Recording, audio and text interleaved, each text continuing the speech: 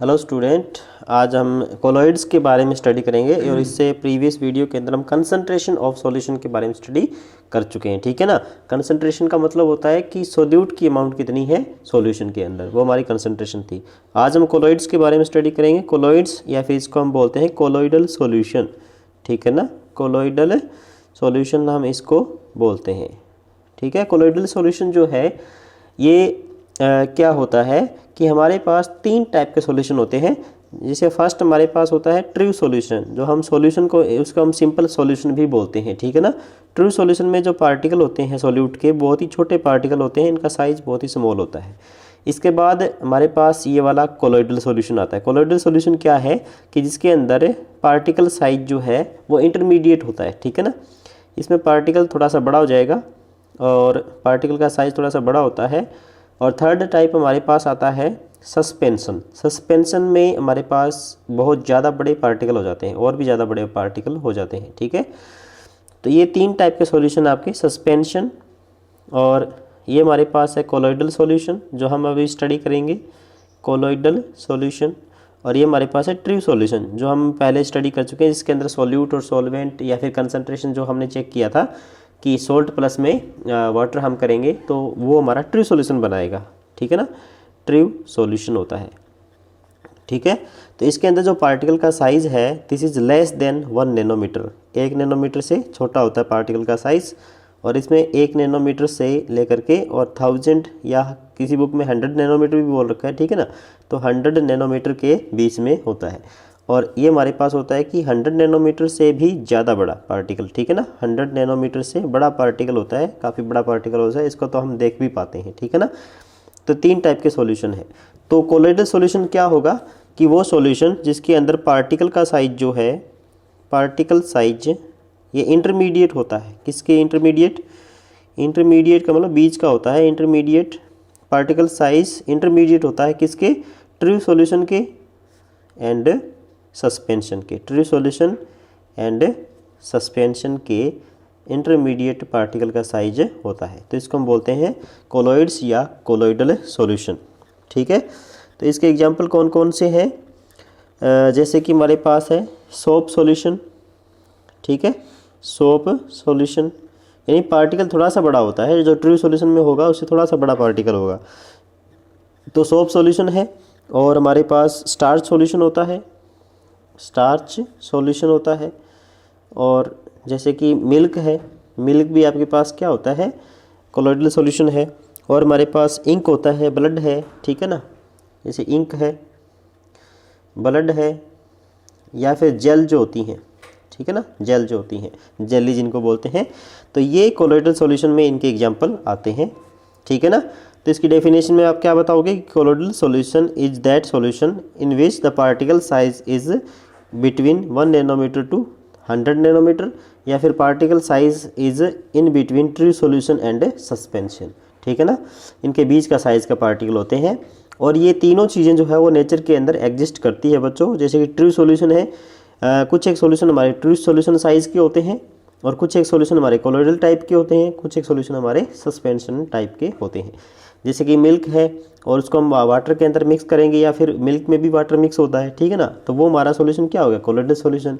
और ये आपको पता है कि ये नेचर के अंदर एग्जिस्ट करता है। ठीक है ना, तो कोलॉइडल सॉल्यूशन जो है ये भी नेचर के अंदर एग्जिस्ट करते हैं। जैसे कि मान लो सर्दियों के अंदर जो धुंध आती है, जो फोग होता है, तो वो भी हमारे पास क्या है? कोलॉइडल सॉल्यूशन का एग्जाम्पल है। ठीक है ना, अब हम इसकी प्रॉपर्टी को जान लेते हैं कि प्रॉपर्टी क्या होती है कोलॉइडल सॉल्यूशन की। ठीक है, प्रॉपर्टीज़ को हम स्टडी करेंगे। तो प्रॉपर्टी एक इसकी मोस्ट इम्पॉर्टेंट प्रॉपर्टी है एक, जिसको हम बोलते हैं टिंडल इफेक्ट।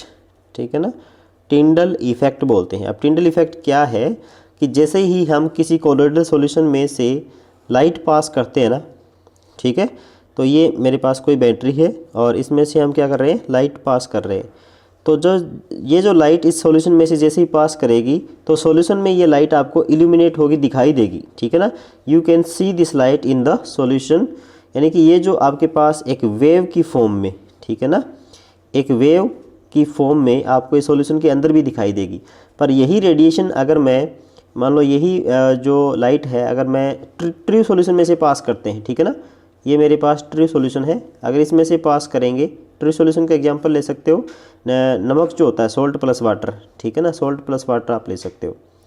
तो इसमें से अगर मैं लाइट पास करता हूँ तो इसमें से मेरे को ये लाइट आपको जो है ना सॉल्यूशन के अंदर दिखाई नहीं देगी। ये लाइट जा रही है और यहाँ से आपको लाइट निकलती हुई दिखाई देगी, पर एंटर करती हुई दिखाई देगी, पर इसके अंदर जो सॉल्यूशन है उसके अंदर लाइट आपको दिखाई नहीं देती है, ठीक है ना। लाइट या फिर कोई भी चीज़ है वो हमें दिखाई कब देती है, जब उसके साथ लाइट स्ट्राइक करके और हमारी आंखों तक पहुंचती है, रिफ्लेक्ट हुई लाइट वो हमारी आंखों तक पहुंचती है, तब हमें ये चीज़ दिखाई देती है, ठीक है ना। तो इसका मतलब ये हुआ कि इस लाइट के रास्ते में बहुत ही छोटे पार्टिकल थे जिन्होंने लाइट को रिफ्लेक्ट नहीं कर पाए, उस वजह से ये लाइट हमें इस सॉल्यूशन के अंदर दिखाई नहीं दे रही है, ठीक है ना। पर इसके अंदर थोड़े से बड़े पार्टिकल होते हैं जो कि क्या करते हैं, यानी कि लाइट को रिफ्लेक्ट करते हैं। इस तरह लाइट को रिफ्लेक्ट करना क्या होता है, स्कैटरिंग बोलते हैं इसको, ठीक है, स्कैटरिंग। यानी लाइट जब किसी भी पार्टिकल के साथ स्ट्राइक करती है तो वहाँ से वो फैल जाती है लाइट, यानी कि डिफरेंट डायरेक्शन के अंदर जो है ये रिफ्लेक्ट हो जाती है, यानी फैल जाती है, वो लाइट के रास्ते को चेंज कर देता है पार्टिकल, ठीक है ना। इसी चीज़ को हम क्या बोलते हैं, स्कैटरिंग बोलते हैं। तो यहाँ से पार्टिकल स्कैटर कर रहे हैं और स्कैटर होने के बाद जो लाइट जो आ रही है वो हमें दिखाई दे रही है, इस वजह से ये लाइट जो है इस सॉल्यूशन के अंदर आपको दिखाई देगी। पर इसमें जो है ना ये लाइट आपको दिखाई नहीं देती है क्योंकि पार्टिकल साइज़ बहुत ही स्मॉल होता है और वो स्कैटरिंग जो है वो नहीं कर पाते हैं, ठीक है ना। और इसमें स्कैटरिंग परफॉर्म हो रही है, इसलिए इसी चीज़ को हम क्या बोलते हैं, टिंडल इफेक्ट बोलते हैं कि ये जो सॉल्यूशन है उस सॉल्यूशन के अंदर आपको लाइट जो है वो इल्यूमिनेट होती हुई दिखाई देगी, ठीक है ना। इल्यूमिनेट होगी कि मतलब क्या है कि लाइट आपको इसमें जाती हुई दिखाई देगी। जैसे कि हमारे हम एग्जांपल लेते हैं, कॉमन एग्जांपल, जैसे फॉग आई हुई धुंध है बाहर, तो उसमें गाड़ियों की लाइट जो होती है ना वो आपको फैली हुई दिखाई देती है, ज़्यादा दूर तक कम जाती है पर फैली हुई इसके अंदर दिखाई देगी। तो वो चीज़ किसका एग्जाम्पल है, हमारा टिंडल इफेक्ट ही हम उसको बोलते हैं, ठीक है ना। टिंडल इफेक्ट का मतलब क्या होता है, क्या डेफिनेशन है इसकी, scattering of light, scattering of light by colloidal solution या कोलोइडल पार्टिकल, बाय कोलोइडल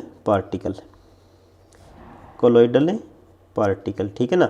इसी को हम क्या बोलते हैं, टिंडल इफेक्ट बोलते हैं। तो इसकी डेफिनेशन आप इस तरह लिख सकते हो, टिंडल इफेक्ट, ठीक है ना।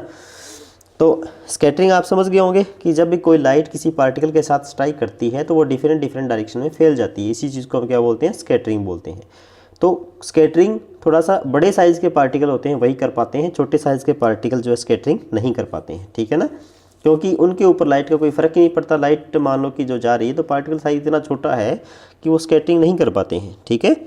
तो ये वाला जो टिंडल इफेक्ट है यही एक रिस्पॉन्सिबल है किसके लिए, हिट्रोजीनियस नेचर के लिए, हेट्रोजीनियस नेचर के लिए रिस्पॉन्सिबल है, हिट्रोजीनियस नेचर इसका कोलोइडल सॉल्यूशन का, ठीक है ना। कि कोलोइडल सॉल्यूशन जो होता है हमारे पास वो हेट्रोजीनियस होता है और ट्रू सॉल्यूशन जो होता है वो होमोजीनियस होता है, ठीक है ना। अगर ये स्कैटरिंग नहीं करते, ट्रू सॉल्यूशन की तरह हमें लाइट दिखाई नहीं देती, तो हम इसको होमोजीनियस बोल देते। पर अब ये जो पार्टिकल स्कैटरिंग कर रहे हैं इसका मतलब ये लाइट हमें तभी दिखाई दे रही है जब इनसे रिफ्लेक्ट होकर के हमारी तक पहुँच रही है, ठीक है ना।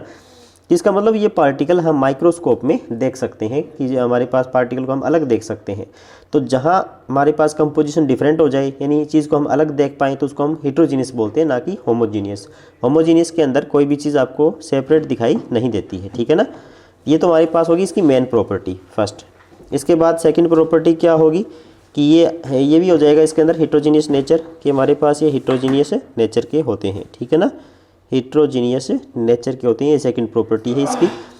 थर्ड प्रॉपर्टी है कि इसका पार्टिकल का साइज़ 1 नैनोमीटर से लेकर के और 100 नैनोमीटर के बीच में होता है, ठीक है ना, 100 नैनोमीटर के बीच में होता है। और फोर्थ प्रॉपर्टी ये है कि इसको ये पार्टिकल जो है वो फिल्टर पेपर में से पास कर जाते हैं, ठीक है ना, फिल्टर जो पेपर है उसमें से पास कर जाएंगे, ठीक है, फिल्टर पेपर में से पास कर जाएंगे, क्योंकि फिल्टर पेपर के अंदर जो पोर साइज़ है थोड़ा सा बड़ा होता है, ठीक है, इसका पोर का साइज़ बड़ा होता है थोड़ा सा, उस वजह से कोलोइडल सॉल्यूशन तो पास कर जाता है पर सस्पेंशन इसमें से पास नहीं कर पाती है, ठीक है ना। जो सस्पेंशन के पार्टिकल हैं ये काफ़ी बड़े हो जाते हैं, तो ये इस फिल्टर पेपर में से पास नहीं कर पाता है, ठीक है ना। और इसके बाद हमारे पास होता है कि ये सेटल डाउन नहीं होते हैं, यानी कि जैसे आप बीकर के अंदर इसको बना के रखोगे तो ये पार्टिकल नीचे नहीं बैठेंगे, ठीक है ना, इसको बोलते हैं सेटलिंग डाउन, ठीक है, यहाँ नीचे नहीं बैठेंगे बॉटम में धीरे धीरे, तो ये हमारे पास क्या हो गया, स्टेबल हो गया। इस चीज़ को क्या बोलते हैं कि अगर आपने इसको सॉल्यूशन को बना के छोड़ा है और ये पार्टिकल नीचे बैठ गए तो आपका सॉल्यूशन क्या हो गया, अनस्टेबल हो गया, यानी कि अलग हो गया।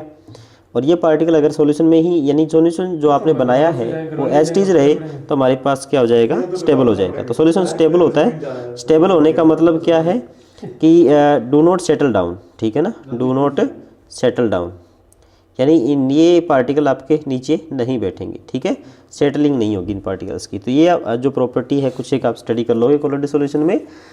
इसके कौन कौन से टाइप हैं वो नेक्स्ट वीडियो के अंदर हम स्टडी करेंगे, ठीक है बच्चों, ओके।